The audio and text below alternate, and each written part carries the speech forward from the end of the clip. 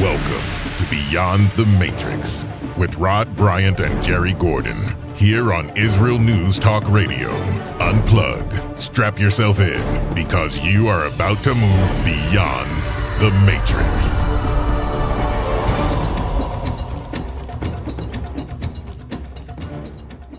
And you have moved beyond the Matrix. I'm Rod Bryant. Really, we appreciate you taking time to listen to the show. Give us your comments. And those who are watching on YouTube, make sure that you subscribe. And also, if you're listening to us on Israel News Talk Radio website, make sure that you share, like the page, and share it. Jarry, we have a very familiar guest and a familiar voice on the show today by the name of Dan Diker. I want to do a brief introduction of who Dan is and why we're going to have him on today. Well, Dan is the director of the program to counter political warfare at the Jerusalem Center for Public Affairs. Prior to that, he was the Secretary General of the World Jewish Congress. He's most associated with efforts by the JCPA and others to normalize relationships between Israelis, Palestinians, Israeli Arabs, and frankly, in the wider context, dealing most importantly with the appropriate backing of the Trump peace plan, which we now see getting support from the Saudis, the Emirates, and ironically, behind the scenes, the Jordanians and the Egyptians. They don't want to deal with the Palestinians anymore. They're fed up with them, and we're going to find out also that many of the Arabs living in the Israeli area, they don't want to be under Palestinian control. It's a really important thing. So what we're going to focus on is the fact that the Trump administration, along with Netanyahu, has served a ball of truth over the net to the Palestinian Authority, and they've been served. It's their time to answer whether they're going to do it. Now, we know that Abbas has already wholesale rejected the whole thing, but he's done that, 9 or 10 times? 10 times. This is the 10th. 10 times. That's right. So this is the 10th time that they've been served over a deal. As a matter of fact, they have given them the kitchen sink, and they're still refusing it. And I really do believe that this could be an opportunity for things to get turned around if the Arabs living in these areas, in the Jewish areas, could actually bow up and sort of overtake their government in some way. So don't go away. You listen to Beyond the Matrix here on Israel News Talk Radio. We'll be back in just a couple of minutes. Okay, excellent. And guys, you watch on YouTube, thank you very much for watching, and we're getting ready to start the first segment. Okay, getting ready for the second segment after the introduction in 3, 2, 1. Welcome back to Beyond the Matrix, here on Israel News Talk Radio. We are back. Thank you for joining us. I'm Rod Bryant along with Jarry Gordon. Of course, Dan Diker's been with us several times in the past, and today we want to really nail down the controversy. I don't know if it was a controversy, Dan, but misconceptions about the peace deal, and that it is not about annexation. Let's go right off of the bat and explain to the listener, who are going to be listening to us from all over the world, why is it being presented in the media as only about annexation, and they've completely ignored all the other things that are about the peace plan? Well, Rod, I think that you said it very right in your introduction. This is not about annexation. That's a fake term. It's about a peace deal.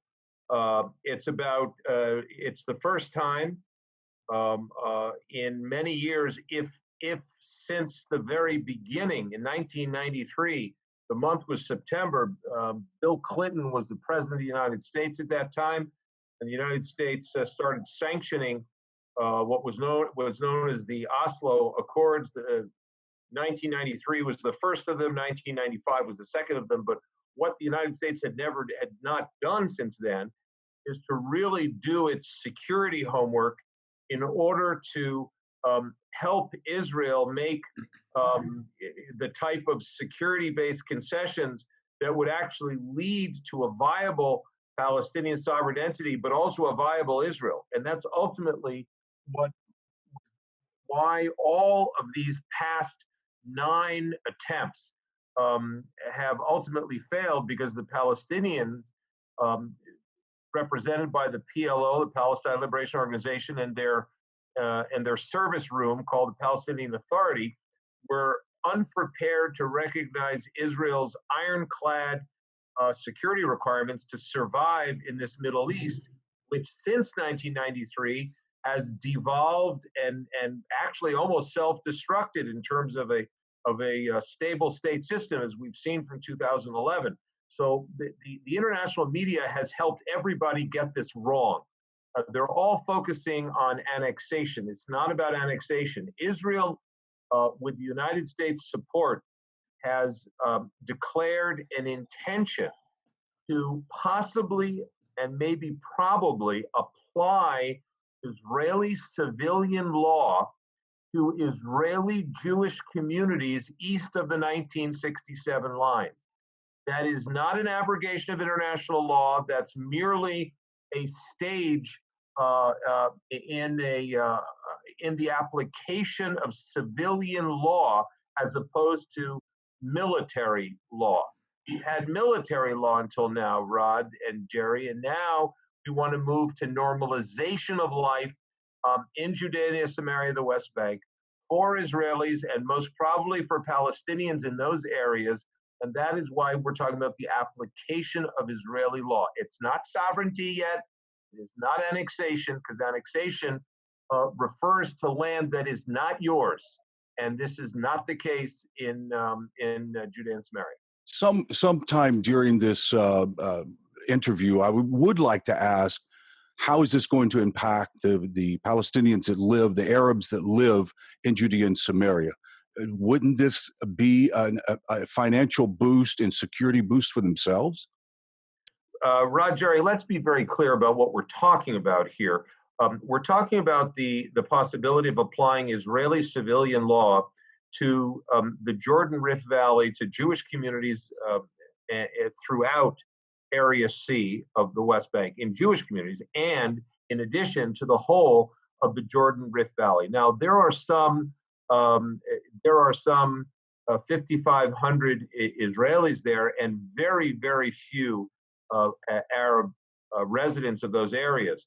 And the Arab residents of those areas have all, if you look at their average GDP per capita, it's much, much higher than the same for Palestinians living under the Palestinian Authority or Arabs living anywhere else in the Middle East. In terms of their political rights, that is still an open question, but there's definitely the option on the table and the principle being discussed that the few thousand Arabs living in the Jordan Valley, other than in the enclave of Jericho, which is under the Palestinian Authority, they would be accorded the rights that Israelis would be accorded under civilian law. All we're doing here is moving away from military administration and normalizing life under Israeli civilian law, which is completely consonant with international law. And remember, it's not sovereignty, it's not annexation, merely the application of civilian law in those areas.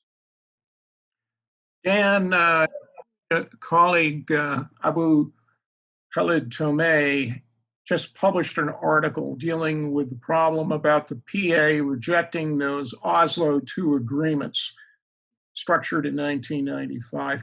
Why don't you explain to our listeners what the significance was of Mahmoud Abbas's actions and why the Israeli government has been so complicit in allowing them?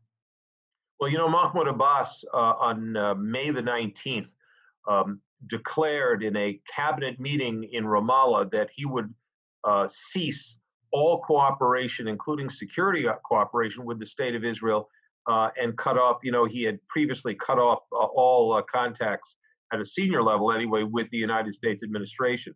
So his actions, as Khalid Abu Tuameh and I wrote in a brief called Mahmoud Abbas's Strategy of Selective Compliance, which your listeners can read at jcpa.org. It's on the homepage.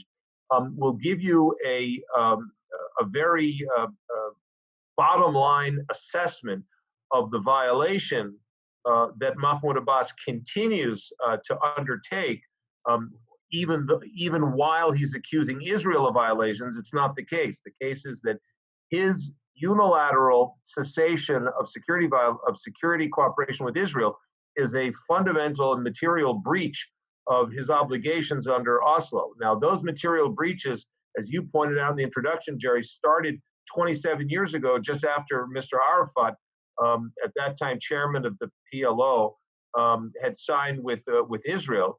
You know, Mr. Arafat was known to be hiding the mastermind of the Ma'alot child massacre in his trunk on the way back to Gaza in the initial stages of the Oslo Accords. And those violations of political violence, of support for terror, funding terror, and incitement to terror have simply continued on and on as a strategy of the Palestinian leadership. And the strategy apparently continues to work, because as Rod and I were talking about just a few minutes ago, you know, when Mahmoud Abbas says, "Wolf, we're going to stop all of our critical security cooperation with Israel," the entire international community says, "What did Israel do wrong in order to cause this fundamental Palestinian violation of Oslo?" Now, Israel has made mistakes in not calling out its peace partner over the last almost 3 decades, and Israel's now paying the price for that because people have gotten used to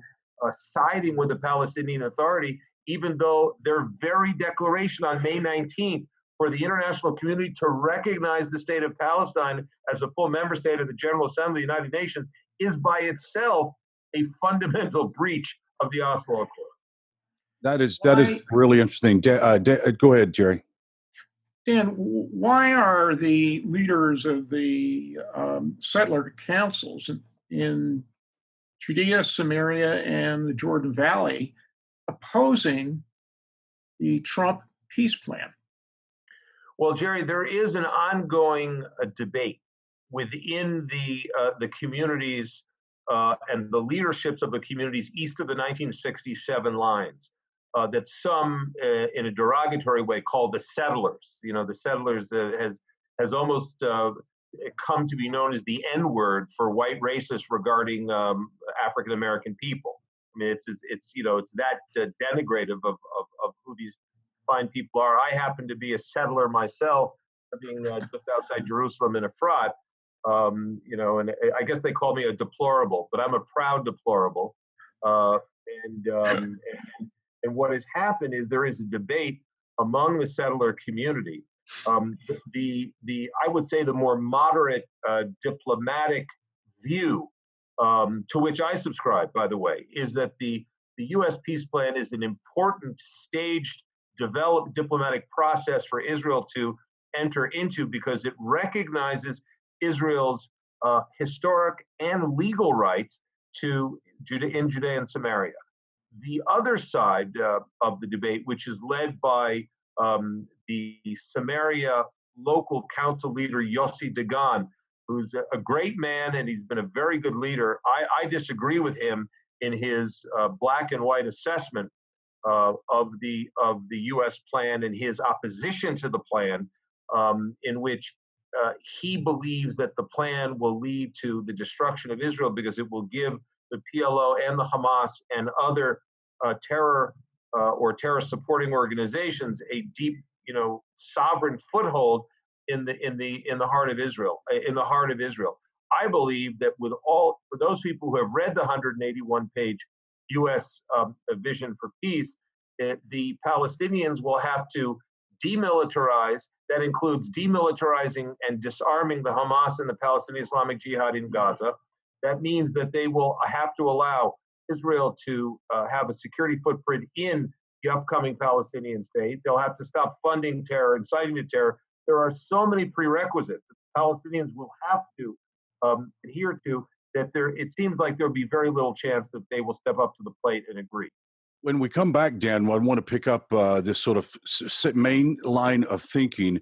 A lot of people don't realize that the issue is very sensitive.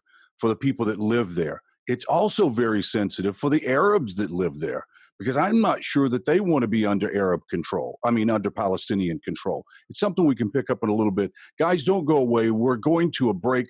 You're listening to Beyond the Matrix here on Israel News Talk Radio. Just want to remind you, you can watch us on YouTube at Nativ, N-E-T-I-V online, and watch the whole show, even the behind-the-scenes stuff. So don't go away. We'll be back right after these messages. Beautiful, beautiful, beautiful. After we come back, Rod, you can ask the following question, and I'd like to segue into Dan's efforts with his mayor in Efrat to present a more nuanced view, so to speak, of normalization looks like in their vicinity. Is that okay, Dan? Sure. Okay. I was going to ask you, but you first, Gary. By the way, we have a lot of good intelligence by our journalistic people, especially on Israel Hayom, who published a great story on the front page about 3-4 days ago, in which they reported that senior members of the royal family in Saudi Arabia, in the Gulf states, and as well as the Egyptian Jordanian governments are silently giving the green light to the Americans on this plan, because they do not, and I quote, place their stock and their future in the Palestinian charges. They have much bigger fish to fry, like the Iranian regime, and they need Israel's cooperation in order to do that. Now, this is a behind-the-scenes thing, not a published thing? It's published. Oh, wow. It's published. I've read it. Wow. So those are a trio of questions that we want to pose. I think the first one is yours, Rod. I'll pose the one about the Israel Hayom article, and the third one will be about what he's doing in his locality in Efrat with his podcast with his mayor, because I thought that was pretty illustrative of what the situation was on the ground. Let me just double check. Where am I going to take off when we come back? I'm going to ask that first question. Let's see, what was that? Was it the one that I went into the break with? Yes. Okay. So, Dan, you want me to get you a virtual PhD from Columbia Fact? Yeah, well, virtual. I'm working on a real one right now, but it's going to take me some time. Whereabouts? At the University of Wales in Cardiff. Oh, wow, fantastic! I'm actually doing my topic is the diplomatic and political strategy of the Palestinian national movement from '64 to the present. Oh, really? It's going to be good. Okay, guys, here we go. Stand by. In 3, 2, and 1. Welcome back to Beyond the Matrix, here on Israel News Talk Radio. Just a quick reminder to those who have not availed themselves, you can watch the Beyond the Matrix show on YouTube. Actually, you get to see what goes on in the breaks and the behind the scenes, so don't want to miss this. Go to Nativ, N-E-T-I-V, online, and you can watch us there on the internet. Before we went to the break, Dan, I just mentioned that most people don't understand that this affects also not only the Jewish people that are living in those regions. I notice I didn't say settlers, but also it has a very positive effect, I would think, on the Arabs, because those who are living in that region would not want to be under PA rule, correct? Yes, that's a correct observation. In fact, at the end of the issue brief that Khaled Abu Tuame and I, a friend, a colleague, and a very prominent Israeli Arab analyst for the Jerusalem Post, we wrote in this brief that according to the latest Palestinian polls, more than 60% of the Palestinian public is dissatisfied with Mahmoud Abbas's rule, which has gone on. You should know, I mean, everyone's talking about, the democracy in the Palestinian state. He is now he was elected in 2005. Today is 2020. So that would be the 15 year, 5-year of a 4-year term. And he doesn't want to have elections because he's concerned that the Hamas will win. not only in Gaza but in the West Bank. So so the public is calling, more than 60% are calling for his removal and for elections and a replacement. So there's a lot of displeasure among the Palestinian public because economically they're not doing well. They're not doing well in terms of corruption. They see the Palestinian Authority as really the root of this poisonous corruption that that affects them at the end of the day. There's no trickle down effect, and at the same time, as we've discussed on this program on Beyond the Matrix, there are some 30 to 35,000 Palestinian wage earners, men and women, who are earning 3.5 times in Area C industrial commercial zones that are owned by Israeli Jews and Israeli Arabs than these Palestinians can earn in the Palestinian Authority controlled areas. So they see the benefit of personal security in areas that are controlled and protected by the Israeli army and the Israeli civilian structure, and they also see the economic future.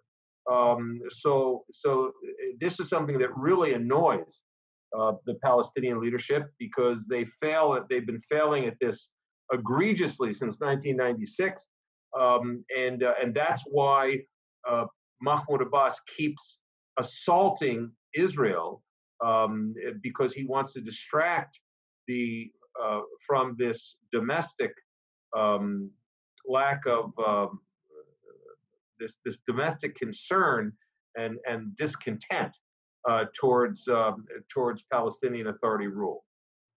And there was an extraordinary report just a few days ago in Israel Hayom, indicating that behind the scenes, the royal families in both Saudi Arabia and in Jordan really back the so-called Trump peace plan. Why is that? You know, Jerry, it's a very important question you asked, and one the question you asked is really a question about regional context. And when we have these discussions about Israel and the Palestinians, we very frequently, if not always, avoid or miss the regional context. The regional context here is that the Palestinian Authority has never been as isolated in between itself and its Arab brothers and sisters in the Arab League as it is today. And in fact, Israel Hayom, one of Israel's leading newspapers, the Arab Affairs Reporter, reported that senior members of the Saudi royal family, which he didn't name for obvious reasons, as well as in the Gulf states, speaking about the Arab Emirates, as well as the government in Jordan and Egypt, are giving a sort of quiet green light to Israel in order to carry out this intermediate step of applying Israeli law. And the answer that was given as to why they're giving a quiet green light is called the Islamic Republic of Iran, and the Iranian regime's move for regional terror supremacy across the Middle East, which, as you folks know, they've basically completely occupied Syria. They've occupied Lebanon. They're in Somalia. They're in Sudan. They're all over. They're in Gaza. They're all over the Middle East, and they're frankly threatening the Saudis, their neighbors, and basically the Arab leadership is saying, we are not prepared to sacrifice our vital strategic national interests in the Arab world for the Palestinians anymore. They've blown opportunities in the past, and now we have much bigger fish to fry than the Palestinian issue. So for that reason, the Arab establishment in the Middle East, what's left of it anyway, after the Iranian regime has tried to destroy it, destroy the Arab state system, is much more with Israel than even Western Europe is, I would argue. So Dan, you are doing something in your home community in Judea, in Efrat, which is a rather interesting community to me personally, because I happen to know you're founder and rabbi. Why are you undertaking this podcast with your mayor?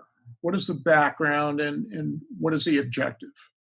So in Efrat, our founding rabbi and our current chief rabbi since 1983 has been Rabbi Shlomo Riskin, originally of New York, and he's been the chief rabbi now for, oh goodness, 37 years. And our mayor is the very talented Oded Ravivi, who's going into his 13th year as mayor. And Mayor Ravivi was educated in London, and he's an Israeli, and then did his law degree here in Israel. But he has a very global view, and he has a nuanced view of diplomacy, international affairs. He was the former foreign envoy for the communities of Judea and Samaria. And he actually came to a fundamental disagreement with some of the leaders in the settlement movement surrounding the U.S. plan. And he and I just did a podcast, which I sent to you folks just recently. And we're actually going to be doing a monthly podcast because I think that certainly in Israel, most of the communities in Judea and Samaria are far more mainstream in the Israeli domestic context than people realize abroad. And our view is that we want to mainstream the discussion from the point of view of sitting here in Efrat, which frankly, from an overall macro point of view in the Israeli context, is no different than the conversations that go on in most Israeli cities between politicians or thought leaders or business leaders regarding the Israeli national consensus, our security consensus, our economic consensus, our health consensus. So we want to normalize and mainstream the discussion, but do it from here in Judea and Samaria in a way that we think will resound in a very reasonable and accepting way by audiences in the United States and in North America. I would be interested in possibly doing whatever we can, Jerry and I, on Beyond the Matrix, to help promote what you guys are doing, and also to sort of get into the conversation where we can inform the listener. The problem is most of the media informs them the way they want them to think, rather than to know what the facts are on the ground. And what you've said today has helped to really capsulate that so very eloquently. What is your overall goal when you talk to the mayor in your podcast? What is your overall goal to reach?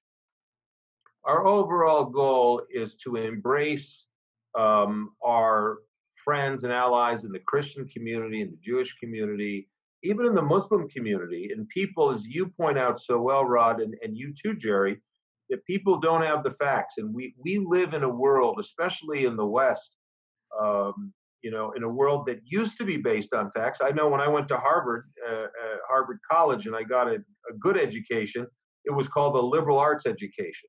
And that meant that we had wonderful professors like the conservative Harvey Mansfield, the great political philosopher on the conservative side. And then we had Alan Brinkley, great, who was a mentor of mine. He was a far more liberal professor, but they were teaching us how to think.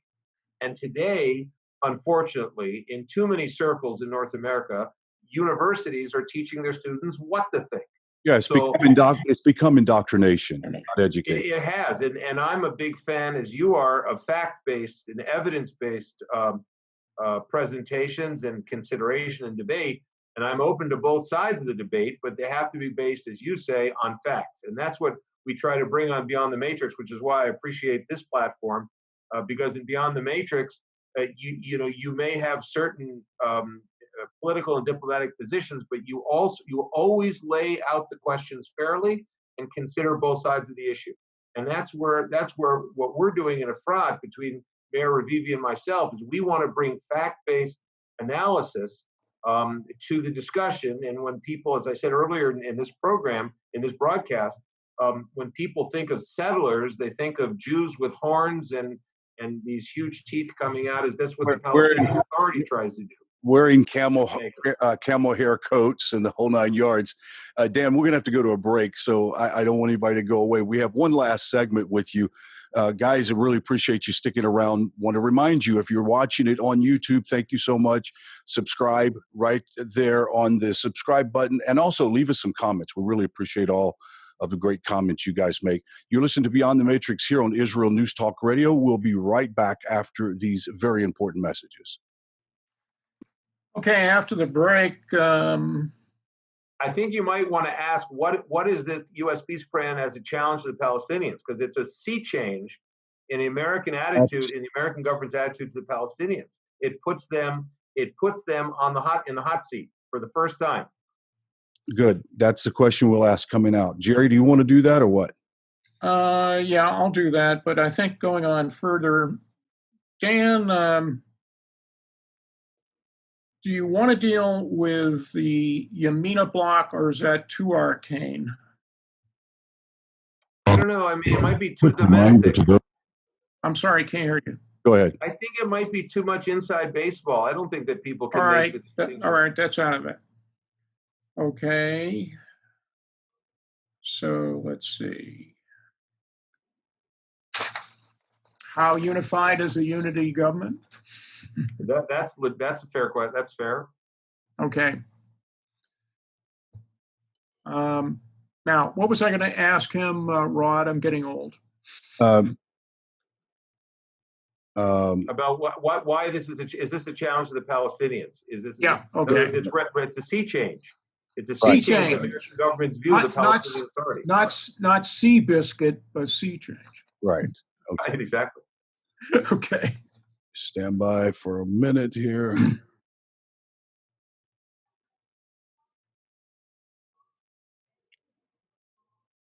It's rendering.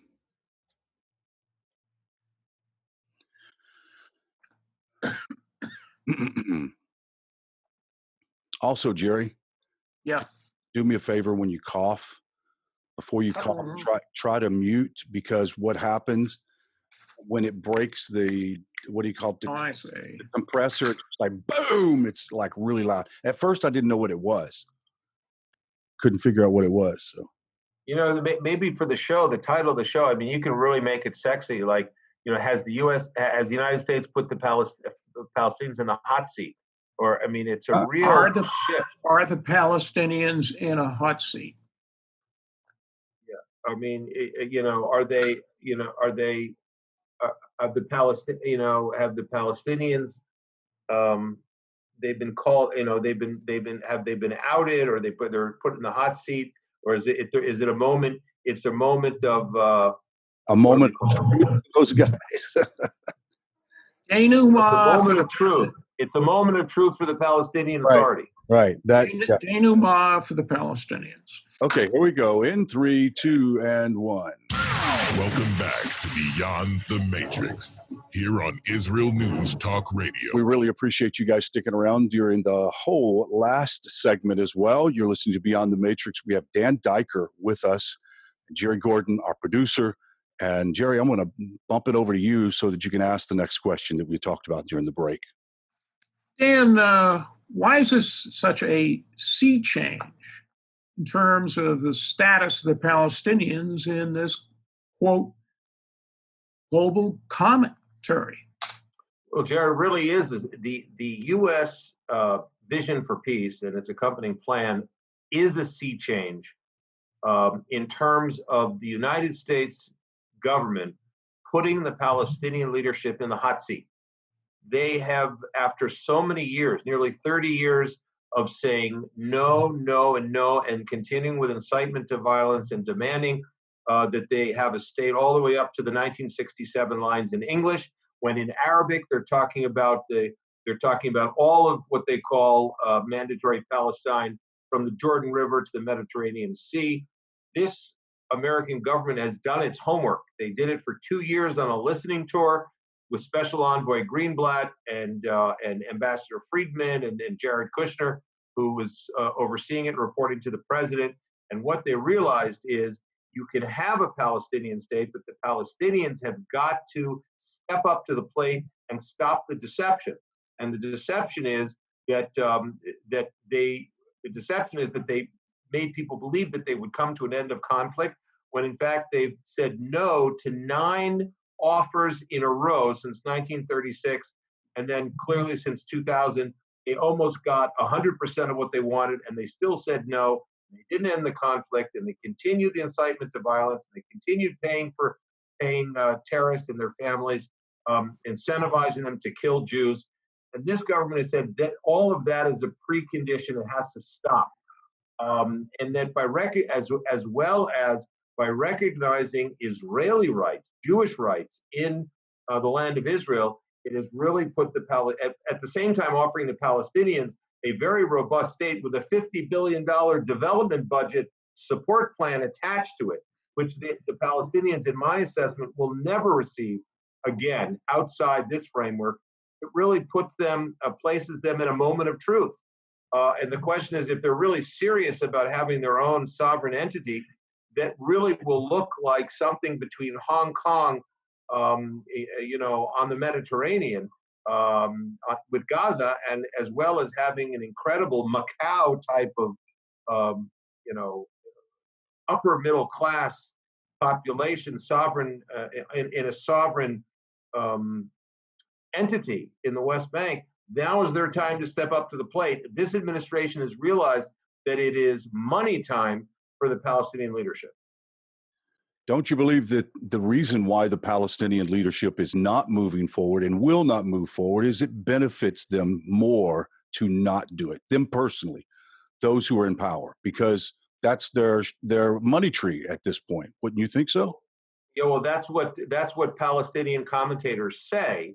What you say, Rod, when on a day when they feel brave, many Palestinian reporters, as we speak today, have been arrested, interrogated, and worse, because of their criticism of the Palestinian Authority, exactly on this issue of personal corrupt practices. If you look at the bank accounts of Mahmoud Abbas, his sons, Saab Arikat, now Mohammed Dahlan, these people are multi-millionaires and multi-hundred millionaires, on the backs of Palestinian taxpayers as well as international funders in the West, in Europe, in the United States. So the Palestinian leadership has done a really great job of playing the American public, playing them as, for fools, frankly, to be very honest with you. While the Palestinian leadership plays weak, they engage in rhetorical violence, they finance real political violence,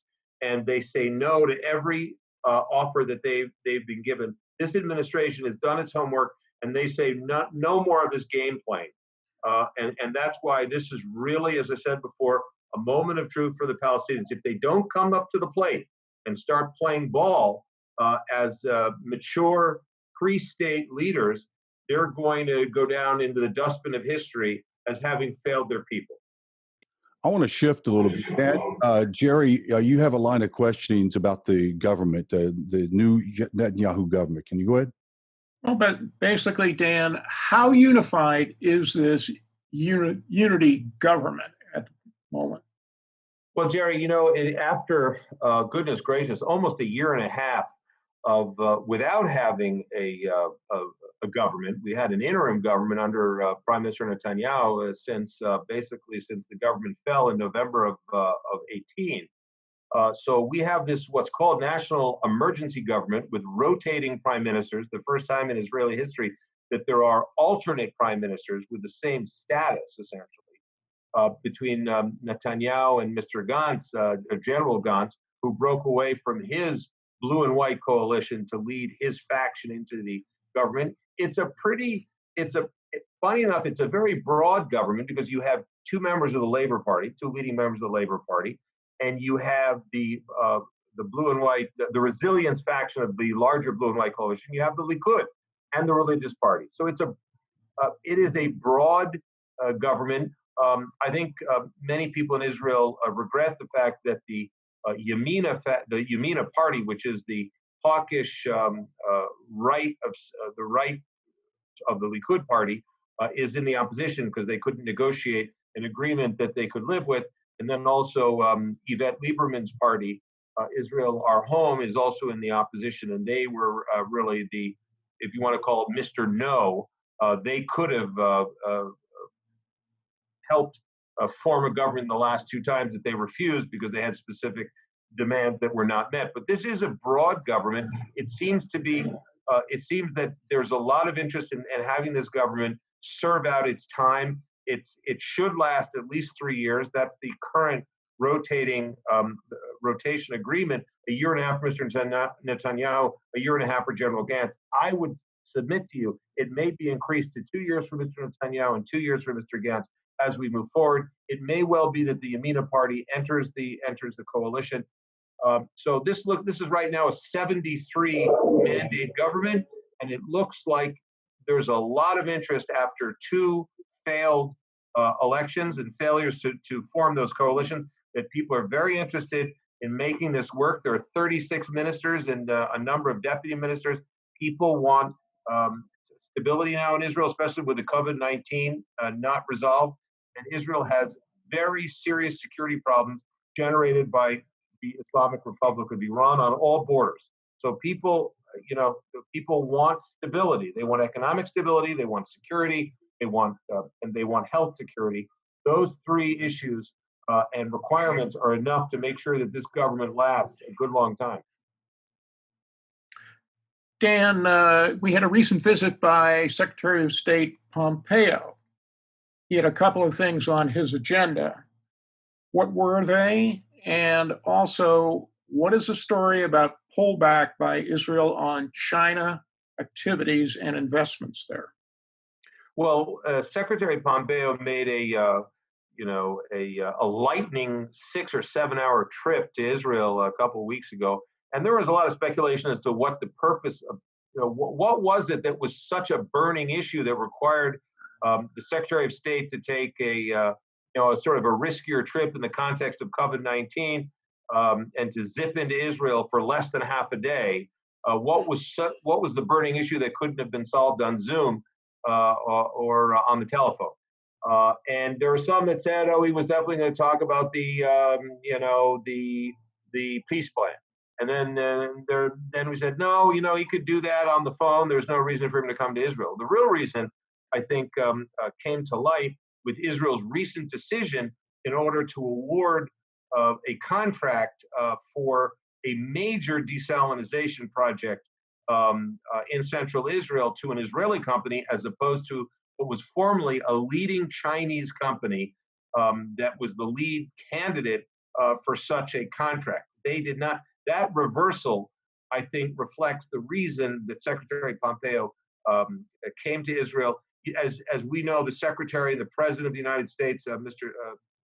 Trump, have really targeted China on this COVID-19 for withholding vital information that could have saved many, many lives, and for other malign commercial and industrial types of, let's call it warfare, if you will. And the Americans have been very concerned of Israel is now in contract with the Chinese to operate our port at Haifa starting in 2021, as well as negotiating for the port in Ashdod, as well as the light rail contract in Jerusalem. So we've got a lot of contracts on the table with the Chinese government, with the Communist Party, that the United States government is very unhappy about at this juncture, especially after intelligence revelations regarding the Communist Party's malign behavior regarding information and other issues regarding COVID-19. So we believe that was the reason that Secretary Pompeo came to Israel. Their message, back off on China. These are not, the Communist Party are on our bad list.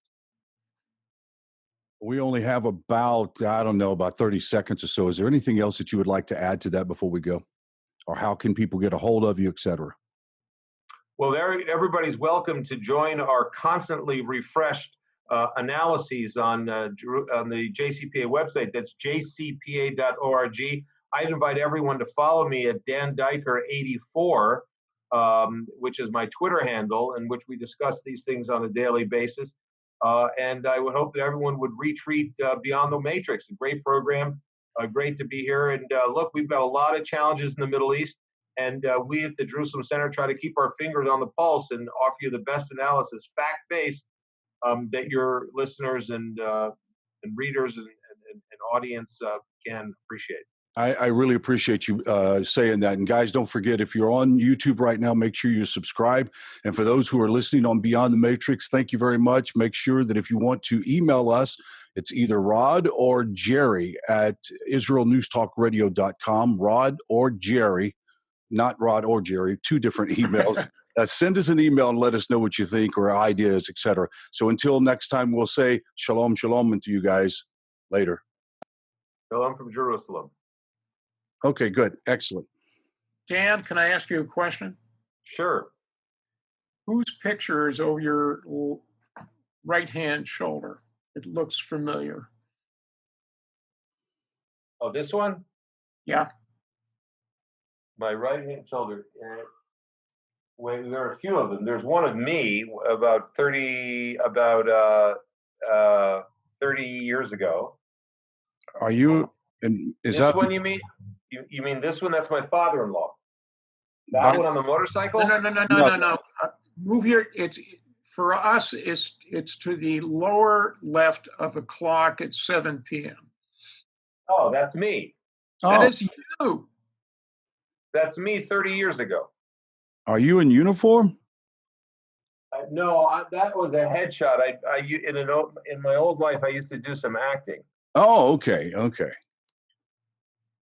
You know who it looks like, don't you? Who, James Dean? No, the late Yoni Netanyahu. Oh, does it? Yeah. No, that's not Yoni. Right. I mean, not that you would be opposed to putting Yoni in the bedroom, but yes, a little odd. No, it's my son's room. I'm actually in my son's room. My son is right now in the tryouts for Sayeret Matkal. Oh, which was Yoni's unit. That's correct. And Bibi's unit.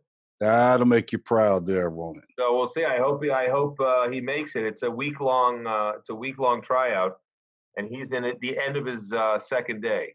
Awesome. So we'll see what happens. It's tough. Not everybody that goes in there comes out or gets in. That's right. Like my eldest son says, it's not about the fact that the guys going in are no good. Just about every guy that goes in and tries out, especially for where they're at, they're all good. They wouldn't have picked them to try out if not, right? But just some of them just don't. They don't match. So you have to have a lot of it's mental. They do a lot of mental testing, interviewing. They want to know about your character. They want to know if you're a team player. They want to know what's important to you. There's a lot of psychological evaluation. Oh yeah. Realize that. Oh yeah. Well, wish him the best. How old is he now? What's that? How old is your son? He's 19. Ah, awesome. Young buck, full of energy, lots of strength. So. Too young to know what danger is. I know he knows. I mean, he knows, but he's probably probably watching too many segments on Fauda. Yeah. We've all been watching it. Yeah, that's right. Yeah. I think, by the way, just in terms of titling this program, I think it might, I don't know what you guys think, but it might be, the U.S. peace plan and the Palestinian and the moment of truth for the Palestinian and the moment of truth, maybe for the Palestinian-Israeli diplomacy, or for the Palestinians and Israelis. We'll come up with something like it's a moment of truth for the Palestinian, for the PA or the Palestinian. It's a moment of truth for the Palestinian Authority. Yeah, for the Palestinian Authority or for the Palestinians, much more than it is for Israel. Absolutely, because they're the ones really on the it's a moment of truth for them, and it's also a moment of It's a moment of truth for us because they're recognizing our rights. Well, the ball has been served. That's Right. That's sure. right. And it's a good ball. Right. He could have hit it. Yeah, the ball. Right. That's right. The ball's in the Palestinian court. Yeah. Let's say goodbye to the guys on YouTube. Really appreciate you guys watching us on YouTube. Make sure you subscribe and share it with someone. Really appreciate it. All the comments that you bring us. And until next week, we'll chat with you guys later. Take care.